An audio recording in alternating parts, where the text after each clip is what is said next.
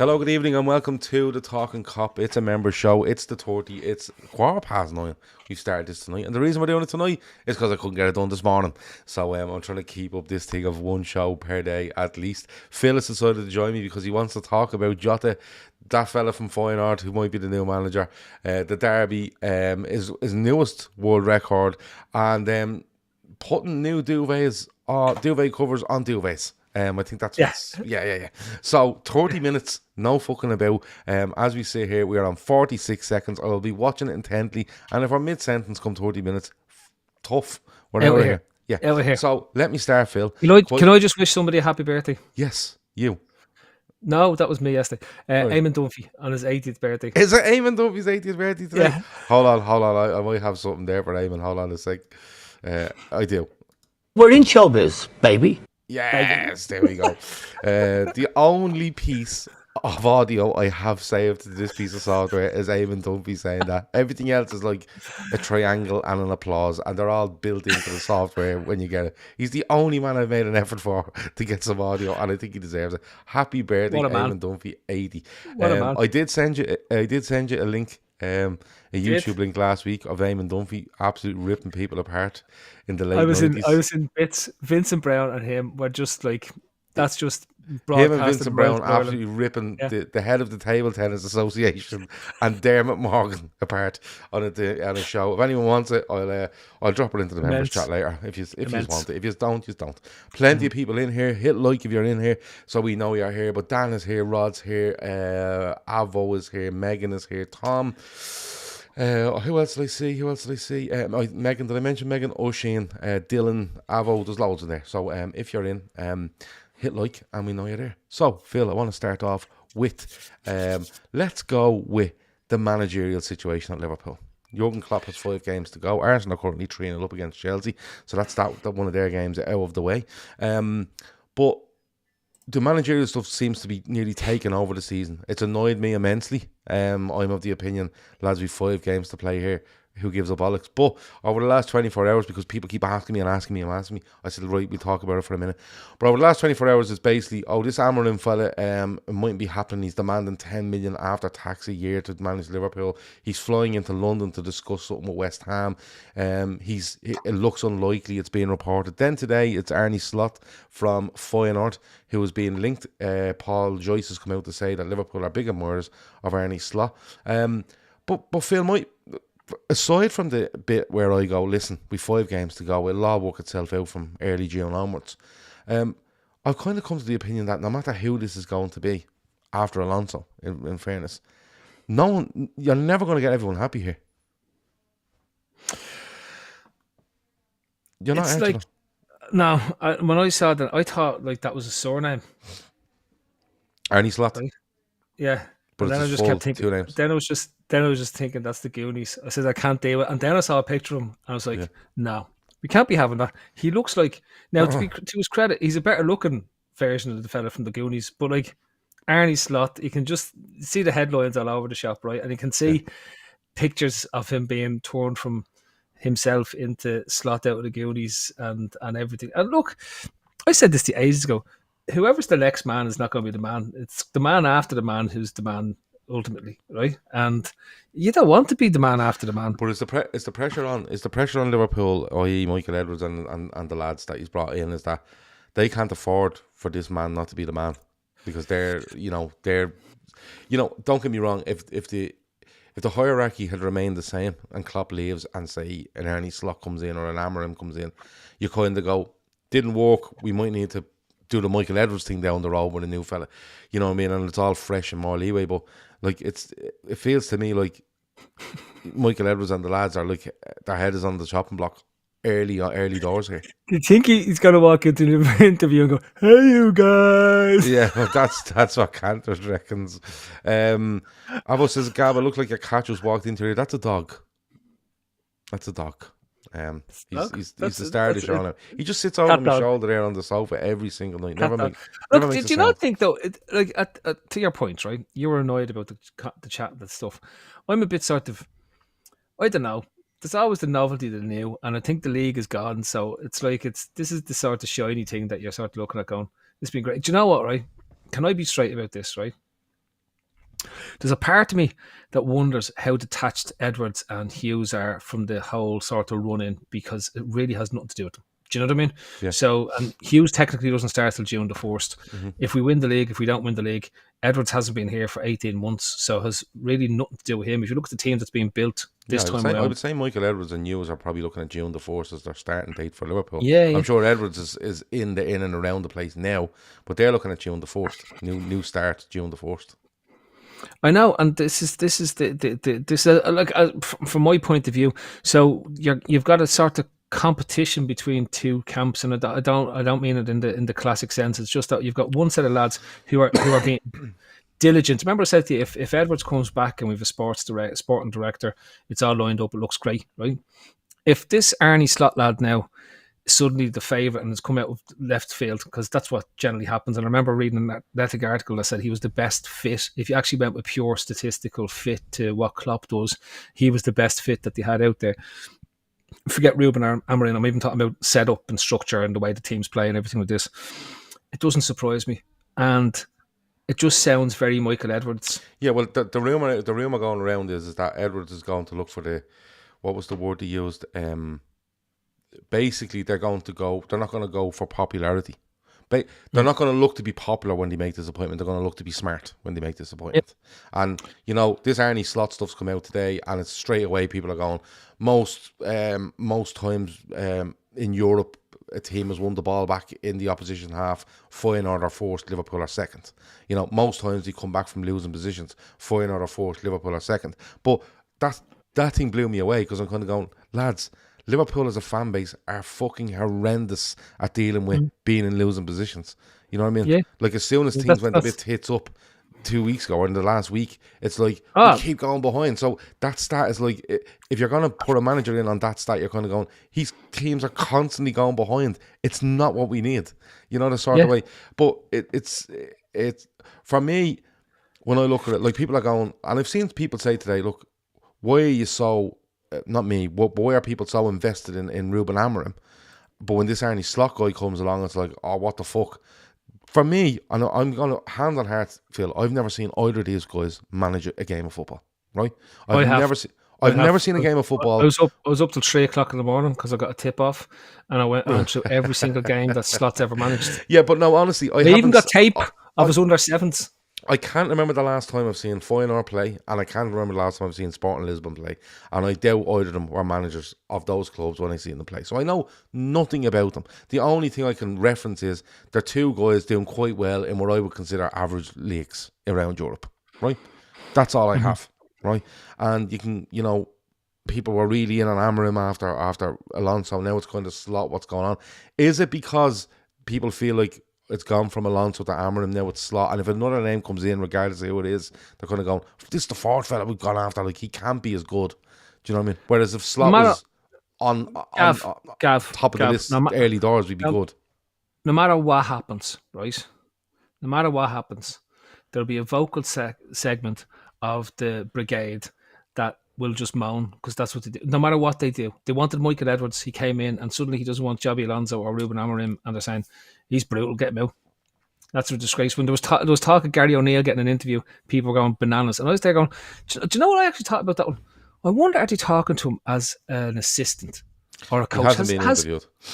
No, but to my point is he in the running for an assistant gig or a coaching gig? Because he's a highly rated coach that's there, and I'm looking at going, we have to replace the whole first team coaching staff. This is a bit like when we were talking about the whole setup. Well, it was like when you talked to Alonso, because remember Alonso only brought one guy with him to Bayer Leverkusen. If he was coming, was he going to bring everyone with him?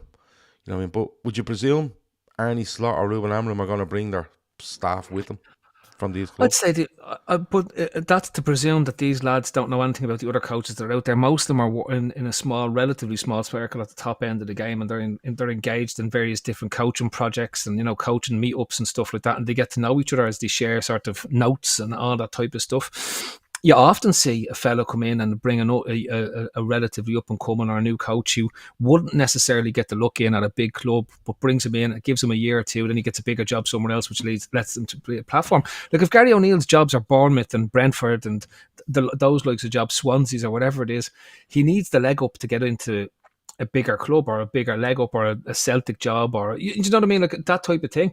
And often doing a stint as an assistant or the assistant manager is the one that opens the door for you. That's why Linders came back. He wanted to see if he could get the door open, and they're talking about Besiktas and stuff like that. That's how you get your. He was heavily linked with Ajax as well. And of course, Liverpool were linked with, well, the name of Unai Emery was going around. He's extended his contract at Aston Villa. You know, Jose Mourinho, I think, was at the Fulham Liverpool game at the weekend, and people were like, is it going to be Mourinho? Like, fuck off with you, Jose Mourinho. But listen, can we not just wait for? Can we not just like? I always make the point that when you see news like this come out, right, on the 23rd of April, right, the chances are that 4 weeks ago, if anything had happened with Arne Slot, it's happened then. Or if a decision is made on Ruben Amorim that he wants too much money, it's probably made on the 23rd of March. It just happens to filter through about now. They always feel like they're a month ahead of everyone. Do you know the sort of way? So if we're going to appoint a manager, one, I don't think we're going to do anything before Klopp is finished. And two, you know, if it gets announced on the 1st of June or the 3rd of June or the 10th of June, it's probably been agreed since April/May. Do you know the sort? You know what I mean? They always seem to be further away. So is it just a case of just wait and see? Because we're going to tear our fucking hair out anyway, regardless of who it is, because it's not Klopp. There's people here getting upset that Arsenal are battering Chelsea. Now, we battered Chelsea as well, right? And all I'm going to say is, lads, just take a deep breath. If we're going to win the league, don't be worried about goal difference. Don't be worried about anything that it's going to need something strange to happen. The fact that Man City have 2 games in hand and can go 2 points clear of Arsenal with their games kind of rules out the goal difference thing. So unless City were to draw a game and win a game, and then we'd all be level on goal difference, then it makes a difference. But right now, the way the points sit, but we have to go, Gav. We have to go, and we have to beat Everton tomorrow night, which is not an easy task because of the fact it's a derby, right? And you look at the run in the games, there's still difficult games. We still have to play Spurs as well. And Spurs aren't going to be a pushover. They're trying to get to 4th. I know they've got 2 games in hand over Villa. They have to win all their games if you want any chance of getting to 4th. You know what I mean? So and you have to get 4th now because of the coefficient around Europe. Because the coefficient Italy and Germany get it. The 2 spots for next year, 5th place.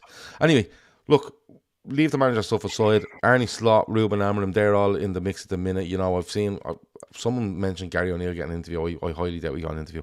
But as the Liverpool manager, but there you go. Moving on, Diogo Jota scored at the weekend, out for 2 weeks. Picked up an injury against Fulham. You know, I've seen varying things on this. Unfortunate at this time of the season. I would have nailed him on to start against Everton tomorrow night, just the way I think the game is going to go, and I'd like him in there. But I've seen other people going, listen, this is becoming a joke. You know, he's out, he's back, he's out, he's back, he's out again, and he's missing too much football, no matter how good a footballer he is. Where do you stand on it? The greatest ability is availability. It's that simple. You can have all the talent in the world. You can be all the time. If you are unavailable for large stretches of the game, thanks for the memories, but you're replaceable.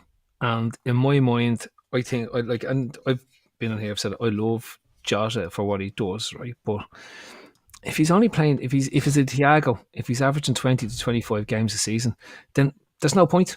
I mean this this is where I was saying to you last week about our forwards, and we thought we'd done a rebuild of the forwards. I think a rebuild is needed again. I'm totally honest with you. Looking at that game at the weekend, chances Diaz misses in the first half. You can't afford to miss those chances in big boy football. Do you know that way? Jota comes on. Jota does what he always does, which is he gets his chance, he scores the goal, and sadly he gets injured again. And I think it's not just a knee injury. I think the biggest injury he had was that one that he had on international duty since he signed for us. Do you remember with Portugal where he went out, and from then on he's been on constantly. He got a bad one at home to City. Do you remember when we drew with City at home last season? And it was a bad one. But I don't know what this is. They've just said it could be out for approximately 2 weeks, and people are like, well, if they say 2, it's probably 4, and that's the end of his season. But it doesn't, I love him as a player. But I see your point. I see people's point when you say you probably need Jayden Dance to be up a level or 2 next season, where you could just go, right, Jota's going to miss a certain amount of the season, but we're all right if we have, you know, these other lads here that are going to put, score goals and stuff like that. But a new manager, a new hierarchy coming in? Are they looking and going, missing an awful lot of football? Is it time to cash in? I don't know when his contract is up, but it's a big blow, isn't it? With the games we have coming up, it's a huge blow.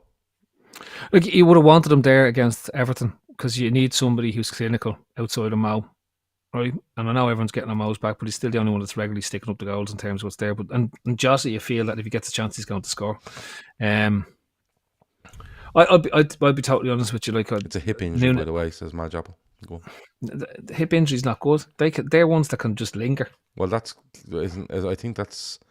think Thiago's had a hip replacement in the last 12 months. I think Thiago's had a new leg. He can park anywhere though. He has that cleared now. He can park anywhere. Yeah, yeah, it's not great. And I know people are going mad and we're sitting second, but I'm at peace with us not winning the league now at this stage, right? I'm at peace with it. And if we win it, it's going to be a beautiful bonus, and it's going to be something to truly celebrate in the whole lot, right? And I just want the team to take that pressure off their shoulders and just go out and enjoy themselves and express themselves over these last 5 games. Do you know what I mean? Like, I thought he looked less hindered by a pressure on Sunday. I thought they controlled the game for the vast majority. Yeah, they can see the goal. It's a bit unfortunate the way the ball drops in the box, but you can argue why wasn't there someone there to sort that out. But I thought, especially in the second half, where you'd expect Fulham to come on to Liverpool, I thought Liverpool controlled the ball really well. And I seen an interesting point, and around, you know what, I thought, yeah, that's spot on. It was, I was listening to the Anfield rap, and they were saying the way Liverpool managed the last 15 minutes of the game, where it wasn't going to be Liverpool 4, 5 or 6, it was just making sure that Fulham are not going to go beyond 1, was a really good way of controlling the game. And hopefully that brings it into Everton, because I honestly think Liverpool are looking at beat Everton, beat West Ham, and then let's just see where the fuck we are, because, City have Brighton away on Thursday night. Arsenal go away to Spurs at the weekend, and it couldn't be more set up for Spurs to do something against Arsenal if you try it, because they absolutely need to win all their games to get a chance at top 4. So, and it's a London derby. But look, it is a huge blow. But do you know what? I'm going to throw it out there now, Phil. I would have started. I think Salah will start tomorrow night. I would have played Jota and I would have played Diaz. You're probably going to end up seeing Salah, Nunez, Diaz again. But I think Gakpo's in good form. But I really want to. If you're promising me one thing for tomorrow night, it's that Jayden Dance gets more than 15 minutes of football tomorrow night. I think he's. I think. Do you know when you need someone? Like that Makeda sort of thing. I really want to see Dan's back in and getting a good 15-20 minutes for Liverpool. But it is a big blow. On the derby itself, though, and I'm flying through this, Phil, because we're 18 minutes in and we have to get to those delays. But on the derby itself, Everton had a good win at the weekend. Mad controversy over it, because Forest are releasing statements every fucking 20 minutes about it. Forest have an argument, in my opinion, over the decisions. But again, you have to take it with this pinch of salt that is the PGMOL and not fit for purpose. Okay, but Everton get a good win. It moves them 5 points clear of Luton in 18th with a game in hand, which is tomorrow night. They go to Luton then, I think, not this weekend, the following Friday. Everton will have their tails up a little bit, but they know they're playing a Liverpool side that are chasing the title, and I can expect Everton to sit back and try soak up as much as they can. They're not a threat. Everton are just not a threat. Going forward, they're awful. They're absolutely awful. They're not too bad defensively unless you get at them early, and then Chelsea showed it when they hit them for 6 a couple of weeks back, and you're seeing Chelsea getting beaten 5 tonight. What do you make of this game tomorrow? Are you confident going into it? No, I'm not. And I know this is going to sound terrible, but I'm not, because every time we've had, this is Klopp's last one of something, ultimately they've all let themselves down. Do you know what I mean? We had the last game against United, awful, right? We had the last game against the last FA Cup match, brutal. Went out in Europe on a whimper. This is what's frustrating me with these games. Is like, and this is where my scars from history comes in, because every time Liverpool has the last game of something, we normally do something shite, right? Like, so think about the last game in front of the old Kop against Norwich, and Jeremy Goss scores 2 goals, and Norwich win 2-0, right? It just, I don't know what it is with the mentality. I would rather see them, as I said, lift the pressure of caring where you finish in the league. Park the whole, this is Klopp's last, whatever it is, right? And just go out and say, right, look, these are a shit team. Let's do what we did to Fulham. You know what I mean? Let's do what we've done to bad teams throughout the league. Remember when Chelsea came to Anfield and we absolutely annihilated them. Do you know what I mean? Just take them apart and play them for the teams that are in front of what they are. But the worry I have in my head is that there's too much. I really hate the decision to announce that he was leaving. I'm going to be straight, right? And I've said this. But it probably had to be done, Phil. You know what I mean? It did and it didn't, Gav. It didn't. Yeah, it but didn't. it's nigh on impossible to make a decision in November and keep it right through to June without something going on. No. And especially with the appointments that they would have had to make or were wanting to make, yourself. I fully accept that, but from my point of view, I don't like it, right? And I don't like this final tour of the season, which essentially it is, right? And so look, I if they treat the game just as another run of the mill game against a bad bottom half of the table side, we should win. If we don't, if we turn it into a game that Dogs of war, all Merseyside derby sort of thing. If we turn it into a game that matters, then we're going to end up dropping points. Right? Yeah. I think it's a game that doesn't matter. I'm quite happy with the fact that Everton won at the weekend. I think if Everton had lost the weekend, they would have been feeling sorry for themselves, would have went completely into their shells and looked to just hold out for 90 minutes and get a point. Do you know what I mean? And they might do the same tomorrow night, but I think there might be a little bit more sort of aggression. Not even aggression. I think I don't know what the word I'm looking for, but Everton being a little bit more expansive. Ambition, a little bit more ambition. That's the word I'm looking for from Everton, in the fact that they've got their 3 points of the weekend. This is kind of a free hit for them, because I listened to an Everton podcast and they've been literally writing this game off for weeks, going, listen, we're not getting anything out of that. You know what I mean? We have to win. But with them winning that, I think coming into tomorrow night, I think they might go, you know what? Nothing in it. You know what I mean? We're after getting the points on the board. The goal difference against Forest is okay. We're 5 clear of Luton. This could really, if we got another point here, went 6 ahead of Luton going into the weekend, or whatever, it'd be amazing. But I'm with you, and I really feel like I'm repeating myself, because I say this when we go to Old Trafford over the last couple of years. Don't play the fucking occasion, right? They are going out there. They have been piss poor, right? All fucking season. Forget all the points deduction. They're piss poor. The only thing they're good at, and they're second in the league at it, is goals from set pieces. So, and they love this big switch of the ball, and they look to get free kicks off it and stuff like that. Do your job professionally, and we have the players to hurt them. That's all you need to do. Get the ball and keep. And Emmett's been banging on for the last couple of weeks about looking after the football. You know what I mean? Look after it. Keep it. Right? Make them run around. Make them fucking chase. Make them get opened up. And I'm seeing people in the chat going, don't play Nunez. Don't do this. Listen, we're going to rely tomorrow on Gakpo, Salah, Nunez, Diaz, possibly Dan's, and maybe one from the midfield. Maybe a Trent. There's plenty we can rely on there. But trust me, over tomorrow night's game, you're going to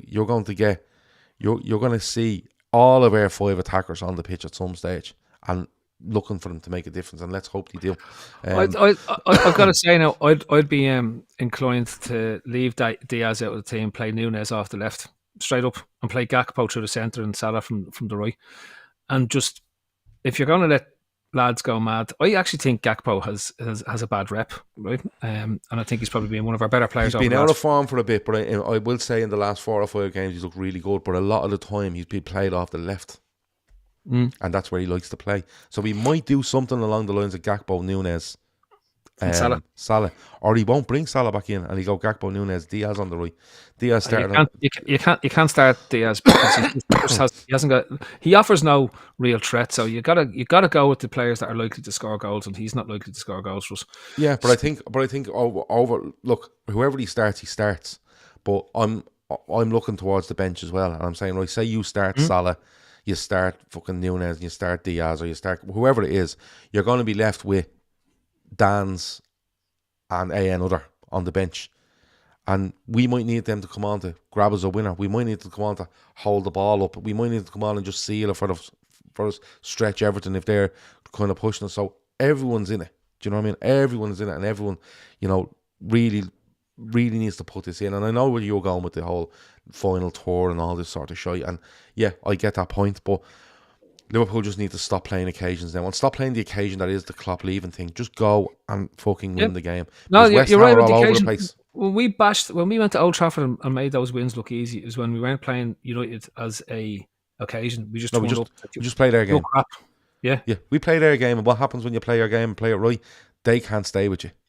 So to your point, the biggest worry I have is that switch the ball, because they can exploit the spaces that Trent leaves behind them. No, he doesn't. It's not about even a switch in behind. It's not even that. It's not a switch where you look to get in behind people. What they do is Tarkowski gets it, okay, and he either pings it, not looking to get over the back of anyone. He just pings it at the Everton right winger or at the Everton left winger. He either opens his body out and hits it right, or opens his body out and smashes it left. And what they're looking for is they're looking for Liverpool players to go into aerial challenges and either lose them or head the ball out for a throw in to get them up the pitch. That's all they do. No, and that's what I'm saying to you. They're going to try exploit that ability to get there and drag one of the centre backs out, to clear the ball for a header or something like that, right? So it's just, and you don't want to take away from what Trent is doing. It just makes you wonder, the midfield setup that we had at the weekend.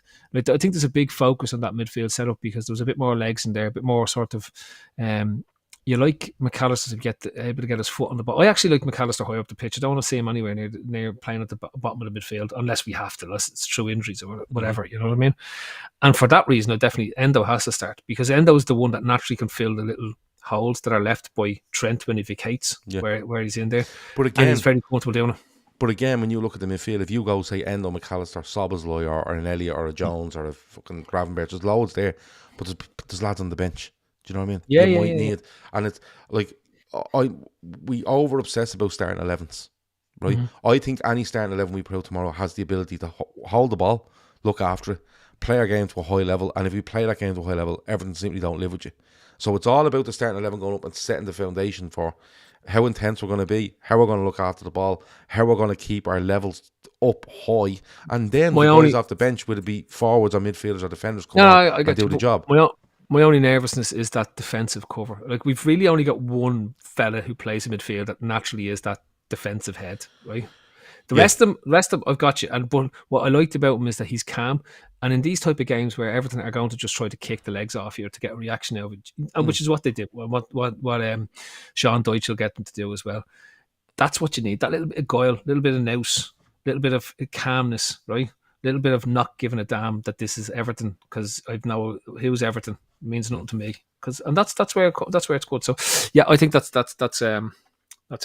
Listen, as I said, if we don't play an occasion, we'll win comfortably. If we play an occasion, we won't pay, we'll drop points. So it's just the way it's going to be. We've 2.5 minutes to go. Two minutes to go.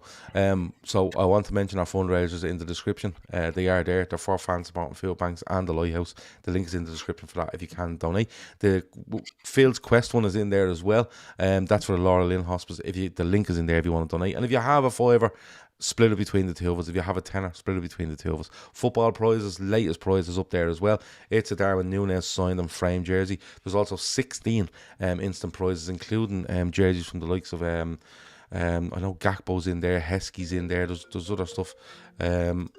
Sorry, phones in there. Yeah, no, sorry. Just WhatsApp's randomly ringing me. Arne Slot's on the phone there. Here, hang on a second. But no, they're all in there from the football prize, so the link is in there as well. So Phil, 2 minutes to go. We might have to run a minute over or so here. But talk to me. Your newest world record. What is it? 101 kilometers up around Blessed Lakes. Found hit the last town. Found the last town. I came over the hills. I went deep into the Hort Bank doing it. Now I enjoy it. Like, I enjoy going out on the bikes. 4 hours, just under 4 hours. So time wise, great. I'm happy with the time. So it's 3 hours and 59 minutes doing the 100 kilometers with I think there was, of the 100, there was 42 was uphill, and then there was most of it was flat. Sorry, most of it was uphill, and then the rest was fairly flat, and then there was about 26 that was downhill. So a lot of it was pushing all the time. But after I did 50, heading just between 57 and 60, I was starting to feel it, and I was in all sorts of trouble. And I looked to my left, right, and I saw, Gav, the biggest cows I've ever seen in my life. What did these things? Like? These things they're monster. They were like dinosaur cows. I've never. I swear. You know when something just grabs a hold and go, oh my god! Now I don't know how much this was me just wanting to get off the bike and stop to have a look to see what was going on and just not cycle anymore, right? But I just turned and I was like, I've never seen. And somebody was trying to tell me where the limousines, where they did, and I was like, listen, I don't know what type of cows these were, but these things were monstrous. Brian O'Sullivan in the chat is a farmer. he has cows. I'll ask Right. him what the official word on the real Tell- name for dinosaur cows Brian, is. They were like cows that you'd see in a movie in Right. Texas, right? Right. They were huge. They were like the size of small trucks. That's Right. what it's We get on not to Brian. not just cow size, but small trucks. We get on to Brian and we'll update you tomorrow or the next day on Truck what cows. them cows. Truck cows. What I was started with the truck cows. But there was no feral goats, which I was disappointed with because I was going to Feral stop and take goats, pictures. not feral goat. Feral goat. No, feral goats, Yeah. feral goats. Yeah. And I was going to do some video and stuff, but again, the weather let us down, which is my biggest hate at the moment. Is there's no sunny So is weather mine. and there's no seasons in this country. It's ridiculous. No, there's not. It's absolutely ridiculous. The golf is slowly coming back because the weather's getting a little bit better, but I guarantee we're going to be flooded or something in the next 10 days. That's how it works. Oh. Anyway, before we run, duvet covers. Tips for putting duvet covers onto duvets. What have you got tips? Or are you looking for tips? Ideally, if anyone has any better tips, and the only one that I have, right, which is to turn the duvet cover inside out, grab the corners, and pull up, right? Yeah. Now, I've a rather big bed, right? No, I'm going to fix you up right here now. Right, Grant, Ready? tell me. Okay, here's the best way to do it. Single beds. Put the duvet cover inside out. Grab the corners, shake. It'll go. It's grand. It's a one-man job. Double beds, right? Lay your duvet on the floor at the end of the bed. Right. Okay, lay it on the floor with the two corners that you're going to end up at the top of the bed on the top, if you get me, on top of the pole. Yeah. Put your duvet cover out on the bed as if it's the way it's going to be finished. Okay? Right? Okay. So then grab one corner and literally just bring it up to the top, into the duvet cover and up to the top. Okay? Walk around the bed, bring the other cover in. Right? Because as you bring the second one up, it starts to drag the cover down the duvet. Right? Okay. Fold at the end, into the corners at the end, do your buttons or whatever. Yeah, right? yeah. Shake it, and then to the side and shake it, and it'll be absolutely spot on. Right, I'll try that. Now, most people are saying inside out's the only method, right? And It is for single beds, double beds now. Hang on, Kieran B. Frisian cows are not the. I know what Frisian cows are. I see them all the time. They're black and white. They're like classic cows, right? Yeah, we've gone 2.5 minutes over here, by the way. I know, but this is important. But these things weren't Frisian cows. Like, you could have stacked 4 Frisian cows in a jigsaw puzzle to make up the size of one of these things. They were monsters. Ashley says, and this must be an American thing, got to use the little toys at the corners. Huh? There's no toys at the corners of our duvets. What's going on? We haven't been Americanized when it comes to duvets. Anyway, single beds, inside out for the cover, straight over the top, shake it, you're good. A double bed, you can do it if there's 2 people, but if there's a one-man job, I'm telling you, lay your duvet cover out as if it's got as it would look as it's finished on the bed. Pile it at the end of the bed and just bring it up into one corner, into the other. It'll drag down. You'll get your 4 corners in. Shake vociferously from the end. Turn to and then walk around the side of the bed. Do it from the side, and there you go. You're done. I do it all the time. Right. So I'll try that the next day, and then if anyone can come up with a different way, I want to know. Right? Yeah. That's and the plus, most important thing. Here's another one for you. Do you know when you go to wash your bedclothes? So on my bed, there's a duvet cover, a sheet underneath, and then there's about fucking 6 pillowcases, right? This is what to do. Make sure you button up your duvet cover before you put it in the wash. No, hang on. You're putting sheets and everything on the bed. Yeah. You put a sheet on the bed. No, there's the sheet you lie on, right? Yes, that's the sheet. But you're not one of these weirdos that puts another sheet over you and then puts like another. No, that's fucking ridiculous. No. Right? No, that's nearly as ridiculous as the things in hotels that you used to pay for, like the torn down service, where people will come in and just ruffle your duvet a little bit, just in case you're incapable of getting into the fucking bed. No, that drives don't get me started. I'll be here till fucking 10:30. That drives. Do you know what drives me potty? You know when you go into a hotel room like that and you go in and you get into the bed and it's not just a duvet and there's like sheets and torn over quilts and all this itchy fucking blankets. Not how am I meant to get into this? And it's like they fucking cement the fucking sheets down underneath the bed. You can't get into it. Do you know what I mean? Yeah. How do you keep the duvet from scrunching at the bottom of the duvet cover? Right? Is this putting it together? No, seriously. 2 corners to the top, then your 2 corners in the bottom, and just shake it from the bottom, shake it from the side, button it up. You're good. But when you're washing your duvet covers, if you know the buttons that obviously opens, if you leave that open and you put everything in the wash, right?